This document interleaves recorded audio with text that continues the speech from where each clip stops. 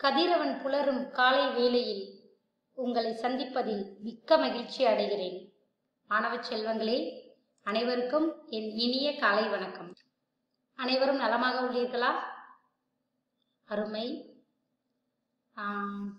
நாம தமிழ் வகுப்பிற்குள் இணைவதில் மிக்க மகிழ்ச்சி அடைகிறேன். காலையில் எல்லாரும் சாப்பிட்டு சாமி கும்பிட்டு தமிழ் வகுப்பிற்கு இனிய முகத்துடன் வந்ததற்கு மிக்க நன்றி. நாம் இப்போது தமிழ் வகுப்பிற்குள் செல்வோம். சரியா? சரி. நிறைய ஃப்ரூட்ஸ், காய்கறிகள், பழங்கள் இது எல்லாத்தையும் எடுத்துக்கோங்க. சுடுதண்ணி குடிங்க. சரிங்களா? வெளியில் ரொம்ப நேரம் ஆடாதீங்க. பனியில் போகிறதுனா ஸ்கார்ஃப் கட்டிட்டு போங்க. சரியா மாணவர்களே? ரொம்ப பாதுகாப்பாக இருங்க. உங்களோட பாதுகாப்பு தான் எங்களுக்கு ரொம்ப ரொம்ப முக்கியம். சரியா? சரி, நாம் இப்போ பாடத்திற்குள் செல்வோம். சென்ற வகுப்பில் என்ன பாடம் பார்த்தோம் என்று நினைவில் உள்ளது தானே? இருந்திருக்க வேண்டும், நினைவில் இருக்க வேண்டும். ஏனென்றால் நாம் ஒரு நாள் இல்லை, 2 நாள் இல்லை, கிட்டத்தட்ட 2-3 வகுப்புகளாக இதே பாடத்தை தான் பார்த்து கொண்டிருக்கிறோம் அல்லவா? பாடம் 20 பயணம் பார்த்தோம் இல்லையா? பாடம் 20 பயணம் அப்படின்ற பாடத்தை பார்த்தோம். அந்த பாடத்தை ஒரு தடவை நான் உங்களுக்கு ரீகால் பண்ணிட்டு அடுத்த பாடத்திற்கு செல்வோம். இந்த பயணம் அப்படின்ற பாடத்துல எந்த குட்டி பையனை பார்த்தோம்? சுட்டி அப்படின்ற குட்டி பையனை பார்த்தோம் இல்லையா? அருமை குழந்தைகளே, சுட்டின்ற குட்டி பையன் பார்த்தோம். அந்த குட்டி பையன் என்ன பண்ண போனா?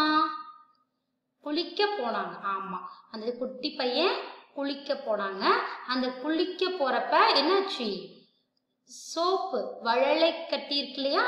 அந்த வழலை கட்டி அவன்கிட்ட பேச ஆரம்பிச்சிச்சு. அவனோட உடம்புல பயணிக்க ஆரம்பிச்சது இல்லையா? பயணிக்க ஆரம்பிச்சது தானே? எப்படியெல்லாம் பயணிக்க ஆரம்பிச்சது பார்த்தோம் இல்லையா? எப்படியெல்லாம் பயணிக்க ஆரம்பிச்சது? அவன் சோப்பை தேய்ச்சி அந்த முகத்துல போடுறப்ப அந்த சோப்புல இருந்து வரக்கூடிய குமிழி அப்படின்ற ஒரு நுரை, ஒரு பபிள்ஸ், அந்த பபிள்ஸ் சிட்டியோட உடம்பு ஃபுல்லா பயணிக்க ஆரம்பிச்சிச்சு இல்லையா? எப்படி ஃபர்ஸ்ட் பயணிக்கிறதுனா தலையில இருந்து கால் வரைக்கும் ஒவ்வொரு பகுதியா மூவ்மெண்ட் ஆகி வரதுதான் பயணிக்கிறது இல்லையா? சுத்தி பார்த்துட்டு வருது. சிட்டியோட உடம்ப சுத்தி பார்த்துட்டு வந்துச்சு. சரி, எங்கெங்கெல்லாம் போனுச்சு?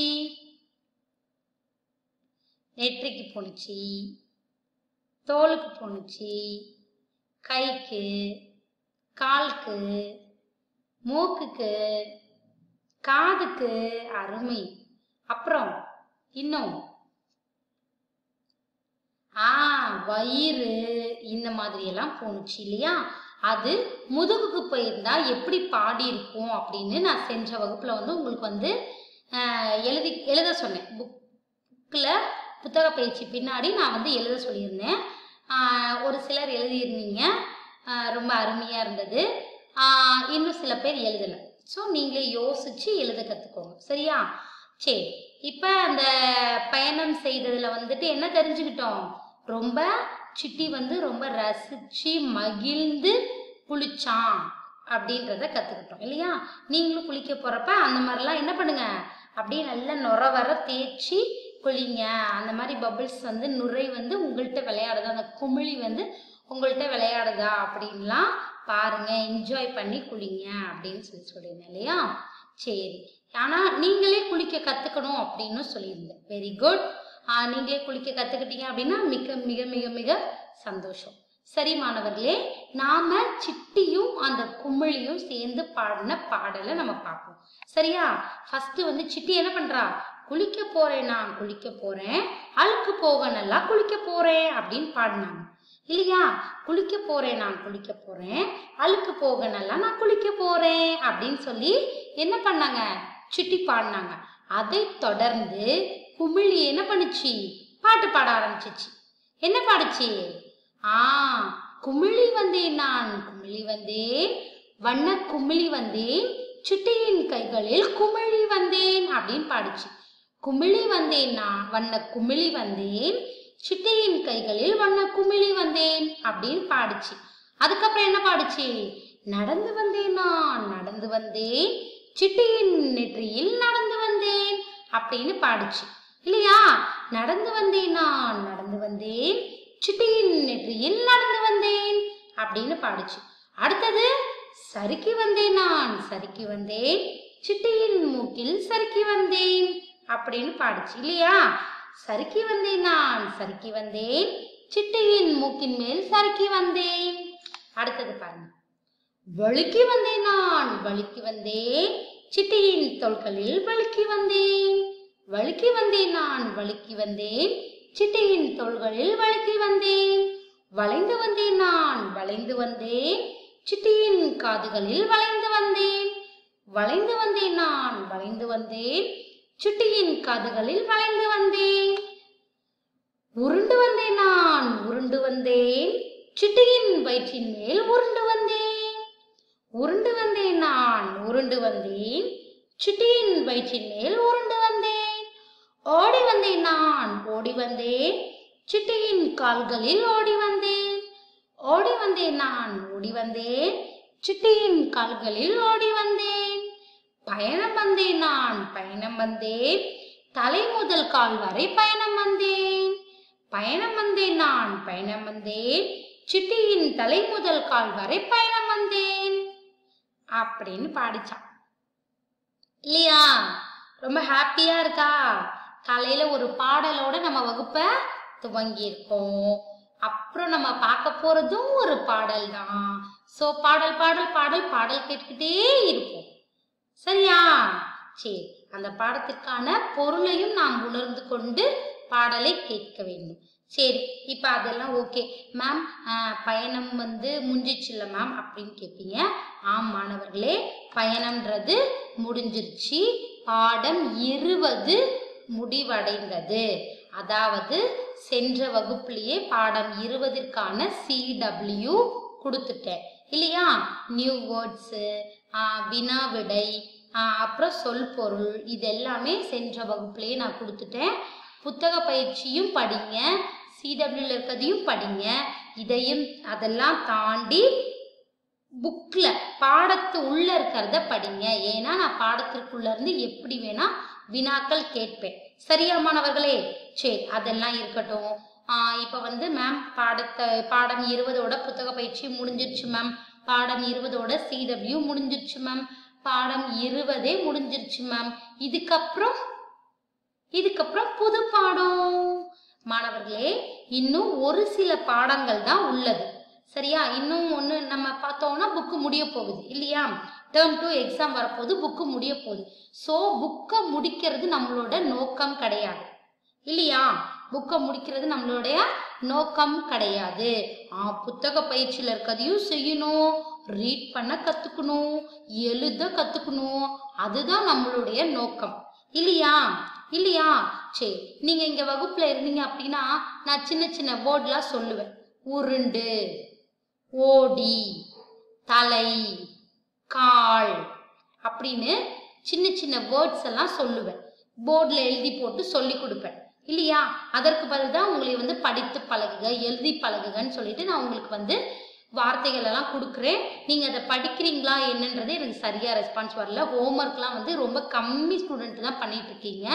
அதனால எனக்கு ஃபுல் அட்டண்டன்ஸ் வரணும், எல்லாரும் ஹோம்ஒர்க் பண்ணி அனுப்பணும். அதனால தயவு செய்து கொடுக்குற ஹோம்ஒர்க்கை ஒழுங்காக செஞ்சு அனுப்புங்க.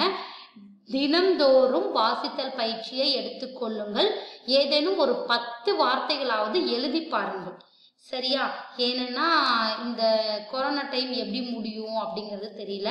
நெக்ஸ்ட் இயர் நெக்ஸ்ட் அகாடமியும் இப்படியே தான் கண்டினியூ ஆகுமா, இல்லை நம்ம 2 பேரும் நேரில் சந்திப்போமா அப்படிங்கிறதுலாம் தெரியல. அதனால உங்களுடைய அறிவு மங்கக்கூடாது, உங்களுடைய அறியாமை உங்ககிட்ட புகுந்துடக்கூடாது. நீங்கள் நல்ல அறிவுள்ள பிள்ளைங்களா இருக்கணும் அப்படின்னா டெய்லியும் 10 வேர்டு எழுதி பாருங்க. டெய்லியும் ரீடிங் ப்ராக்டிஸ் எடுத்துக்கோங்க. சரியா மாணவர்களே? ஆசிரியர் சொல்றதை கேட்பீங்களா? சூப்பர். இப்போ நாம பாடம் 20 முடிச்சிட்டோமா? இப்ப அடுத்த பாடம் என்னன்னு பார்க்கலாமா? அடுத்த பாடம் என்னது? பாடம் 21. பாடம் 21 1. சரி, ஓகே. இப்ப பொங்கல் ஹாலிடேஸ் விடுறாங்கல்ல, இந்த பொங்கல் ஹாலிடேஸ்ல எல்லாரும் எங்க போவீங்க? கிராமப்புறங்களுக்கு போவீங்க. சரி, ஓகே. ஒரு சிலர் எங்க போவீங்க? நகர்ப்புறங்களுக்கு போவீங்க. சரி, ஓகே. இப்ப கிராமப்புறங்கள்ல போனா ஆடு மாடு கோழி குடிசை வயல் அப்படின்லாம் பார்த்து நம்ம சந்தோஷப்படுவோம் இல்லையா? இதே நகர்ப்புறங்களுக்கு போனா, இதே சென்னை பெங்களூர் இந்த மாதிரி கன்னியாகுமரி இந்த மாதிரி நம்ம போனோம்னா நம்ம ஃபர்ஸ்ட் போற பிளேஸ் எது?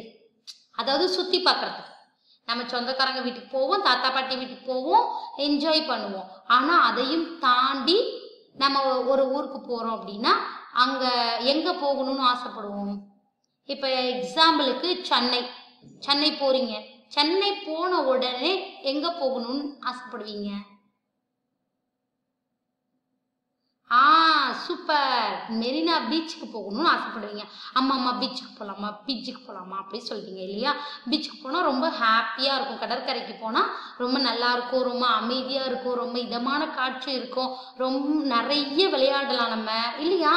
நிறைய விளையாடலாம், நிறைய மக்கள் பார்க்கலாம். அந்த காட்சியே வந்து நம்மளுடைய மனதை வருடும், அதாவது ஈர்க்கும் இல்லையா? அந்த அட்மாஸ்பியரே நம்மளை வந்து அப்படியே ஈர்த்து இழுத்து விடும் இல்லையா? சரி, இப்ப நம்ம வந்து ஒரு பாண்டிச்சேரிக்கே திடீர்னு போறோம். எங்க போவோம்? பீச்சுக்கு தான் போவோம் இல்லையா? சோ நம்ம இப்போ ஒரு கிராமத்துக்கு போறோம் அப்படின்னா எங்க போவோம்?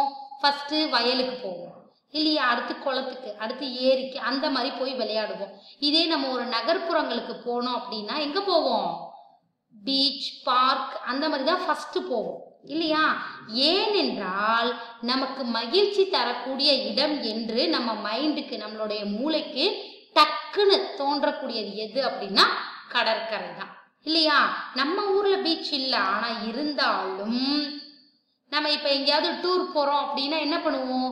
பீச் இருக்க ஏரியாவை நம்ம வந்து பிளான் பண்ணுவோம் இல்லையா? ஏன்னா அங்கதான் போட்டிங் போகலாம், ஷிப்லாம் பார்க்கலாம், அதுக்கப்புறம் என்னது கடல் அலைகளோட விளையாடலாம், மணல் வீடு கட்டி விளையாடலாம், அப்புறம் அந்த கிளிஞ்சல்கள்லாம் சேகரிச்சு என்ன பண்ணலாம்? விளையாடலாம். இந்த மாதிரியான ரொம்ப ஹாப்பியா மகிழ்ச்சியா நம்ம எங்க ஃபீல் பண்றோமோ அங்கதான் நம்ம போகணும்னு ஆசைப்படுவோம் இல்லையா? அப்படி நம்ம போகணும்ன்ற ஆசைப்படுற இடம் எதுன்னு பாத்தீங்க அப்படின்னா பீச் தான் இல்லையா மாணவர்களே? பீச் தானே நம்ம போகணும்னு ஆசைப்படுற இடம் வந்து பீச் இல்லையா? சரி, எனக்கு பீச் பத்தி ஒரு சில விஷயங்கள், அதாவது கடற்கரை பத்தி ஒரு சில விஷயங்கள் தெரியும். உங்களுக்கு என்னென்னலாம் தெரியும் கடற்கரையில? கடல் வந்து அதோட எல்லை எங்க இருக்குன்னே தெரியாது, ரொம்ப தூரம் வரைக்கும், கண்ணு கெட்டின தூரம் வரைக்கும் கடல் நீரா தெரியும். ஓகே, அப்புறம் அலைகள் வந்து முன்னாடி வந்துட்டு போறது ரொம்ப அழகா இருக்கும். அப்புறம்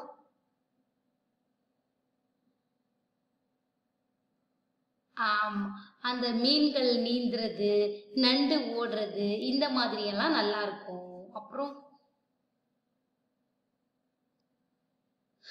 உங்களுக்கு தெரிஞ்சதெல்லாம் இதுதான் இல்லையா? சரி மாணவர்களே, உங்க வயசுக்கு இதுதான். ஆனா இன்னும் நிறைய விஷயங்கள் வந்து நம்ம கடற்கரைக்கு போனோம் அப்படின்னா கத்துக்கலாம். இப்ப எடுத்துக்காட்டுக்கு நான் ஒண்ணு சொல்றேன் அப்படின்னு பார்த்தா, இப்ப ரொம்ப மனவேதனையோடு மனக்கவலையோடு போய் ஒரு பீச்ல உட்காடுறாங்க அப்படின்னா அந்த அலைகள் வந்துட்டு போகுது இல்லையா?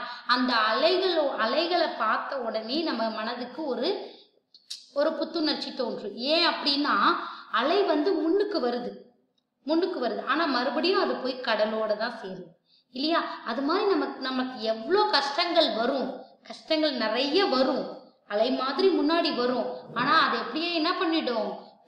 உள்வாங்கி போயிடும்.